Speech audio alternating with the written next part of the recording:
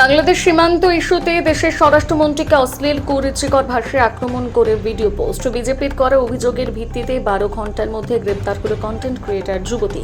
পেছনে কোন শক্তি রয়েছে সামনে আসুক দাবি বিজেপি নেতৃত্বের। মালদা চাচল থানার মোবারকপুর এলাকার বাসিন্দা কন্টেন্ট ক্রিয়েটর মুসু ইয়াসমিন, তার বিরুদ্ধে অভিযোগ দেশের স্বরাষ্ট্রমন্ত্রীকে অশ্লীল ভাষায় আক্রমণ সহ দীর্ঘদিন ধরে জাতীয়তাবাদ বিরোধী ভিডিও বানানোর অভিযোগ।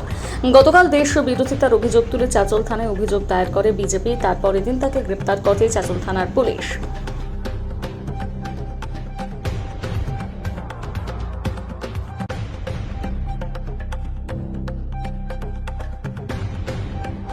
আমরা খুব এতে খুশি বা খুব আনন্দিত হয়েছি, কারণ যে এই রকম যারা ফেসবুকে স্বরাষ্ট্রমন্ত্রী, প্রধানমন্ত্রী, পুলিশ প্রশাসন প্রত্যেককে নিয়ে এই সব যে নোংরা ভিডিও করছে, এটা আমরা কিন্তু একদম চাই না।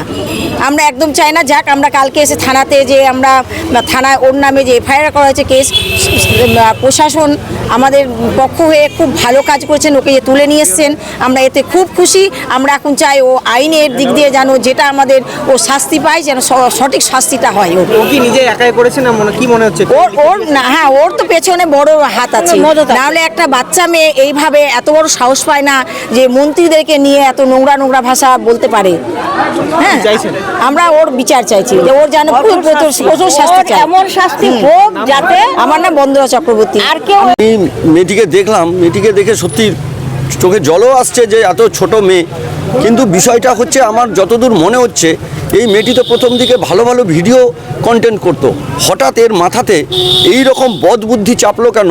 আমার তো মনে হচ্ছে এর পিছনে আরও বড় কোনো যোগসূত্র আছে, যেটা পুলিশ প্রশাসনের কাছে আমাদের অনুরোধ থাকবে যে এর সঠিক তদন্ত এবং গোড়া কোথা থেকে, সেই গোড়াটাকে বের করে আনা। কি মনে হচ্ছে কারা?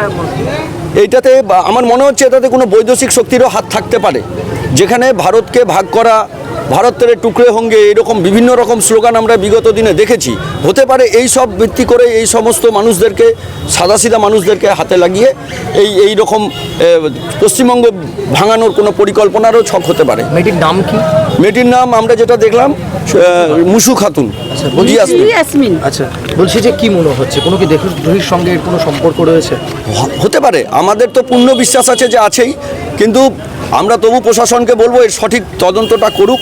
কারণ এইভাবে চলতে থাকলে, আজকে প্রত্যেকটি ঘরে এইরকম হলে, তাহলে তো আমাদের পশ্চিমবঙ্গ ভাঙতে আর দ্বিখণ্ডিত হতে টাইম লাগবে না। যেখানে আশেপাশে বাংলাদেশ ওত পেতে বসে আছে, টাকা দিচ্ছে, উপঢৌকন দিচ্ছে যেন ভারতকে ভাগ করা যায়। বাংলাদেশের সঙ্গে কোনো কানেকশন হতে পারে? বাংলাদেশ এখন পাকিস্তানের সাথে যুক্ত হয়ে গেছে, এখন বন্ধুত্বপূর্ণ সম্পর্ক হয়ে গেছে।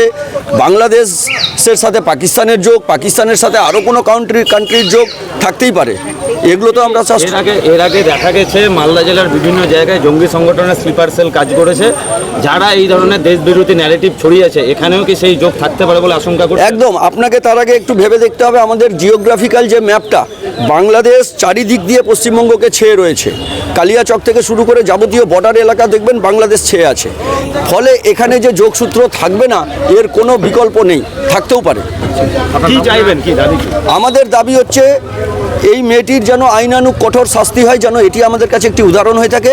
আর সমস্ত আইন রক্ষকদের কাছে আমার অনুরোধ, যেন এই মেয়েটির পাশে প্রশ্রয় না দিয়ে যেন দেশদ্রোহীকে প্রশ্রয় না দেয়। বলছিলাম, সব থানায় তো সাইবার করা হয়েছে, যেখানে পুলিশ নজরদারি রাখবে সোশ্যাল অ্যাকাউন্টে, সেই জায়গায় দাঁড়িয়ে পুলিশের এই নজরদারি কতটা দেখছেন? খুব সুন্দর। আমরা কালকে রাত্রেবেলা, রাত্রি মোটামুটি 11:30টার দিকে আমরা এটা করলাম। 3টার মধ্যেই শুনলাম অ্যারেস্ট হয়েছে। পুলিশের এই তৎপরতাকে আমরা সাধুবাদ জানাই। পুলিশ এইভাবে স্বতন্ত্রভাবে, জাতি ধর্ম বর্ণ নির্বিশেষে, দেশদ্রোহী হলেই। আমার নাম সন্দীপ পান্ডে, আমি ভারতীয় জনতা পার্টির সদস্য।